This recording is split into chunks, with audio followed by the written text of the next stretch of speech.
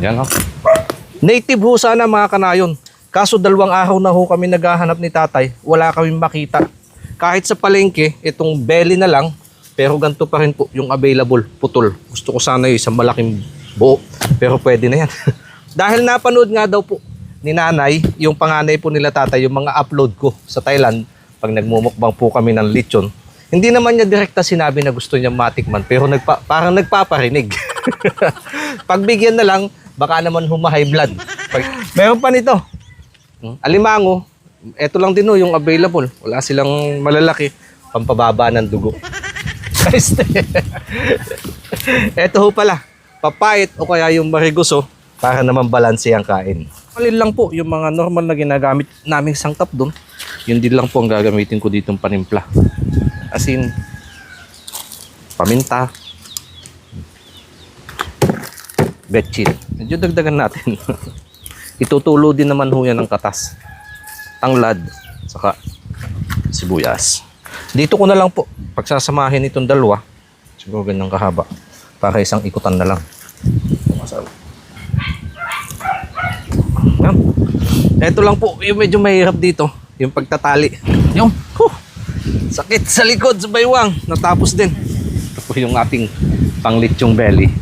Pinakamaganda ho itong pampahid, itong sabaw ng buko, kaysa ho doon sa coke at saka yung toyo. Punta dito na batin, sayang. Hinga pa ako. Dati natatindagan ko madadyo ko na kawayan. Habang nagpapaikot po sila doon mga kanain, isasabay ko na din tong alimango. Unahin ko lang tong kalabasa para madurog na po siya. Masarap ikamas-kamas sa bahaw. Okay na din po. Estimate time yan, mga 1 oras pa. Pwede nang basagin. Mag-a-adjust na lang tayo sa baga mamaya.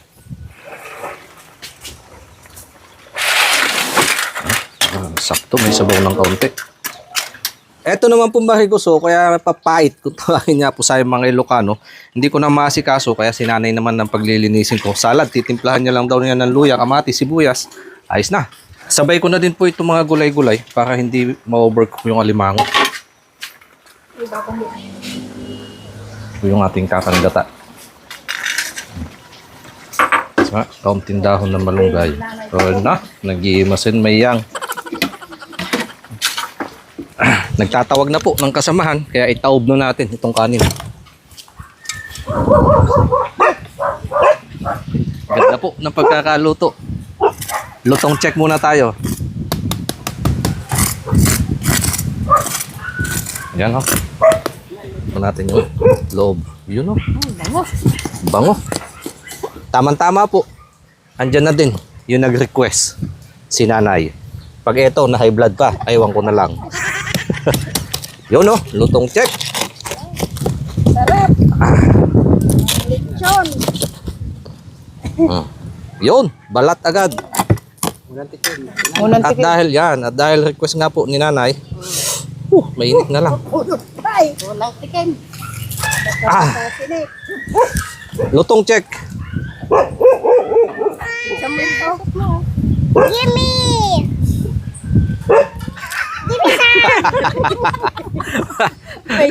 Di kabit kasi yung kanyang ngipin. Wow. Grabe. Sa ibre. Ang lutong. Napapanood daw ni nanay ito at yun nga, pinagbigyan natin yung kanyang request. Ito may laman nanay. Laman at saka balat. Ready ba ang pang high blood?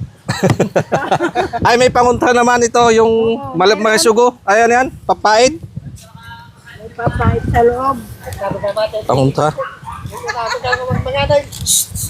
Kami kayo. Ayun na. Ayun na.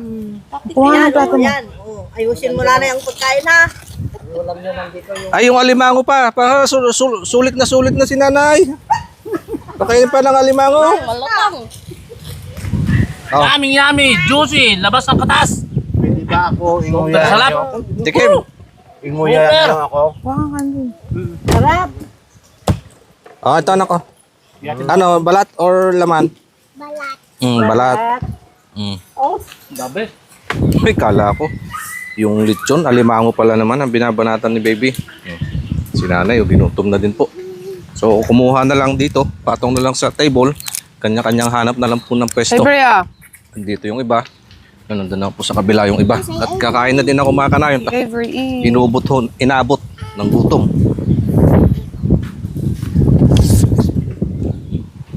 At least napagbigyan na po natin ang request ni nanay. Anong masasabi nanay? Ay? Sarap. Malutong na, hindi naman manguya.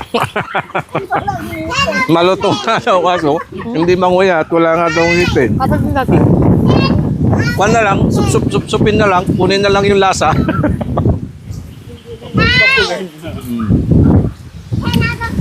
Ay, 10 out of 10.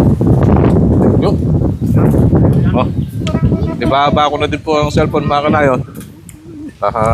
Baka buwelo na din. Baka maubusan. Nanganganib na oh. Nagkahiyaan pa doon sa dalawang gaya to. Bakit nakabit yung CCTV? Kunin na yan. Solved na naman po ang hapunan dito sa ating lechong belly na request nga po ni nanay. Si nanay nga po palang panganay na ngayon nila tatay. Tatay at saka si tatay Kalbo ang Hindi ano mo. bunso. Yung isa pong kapatid nila, wala, hindi pa dumadating.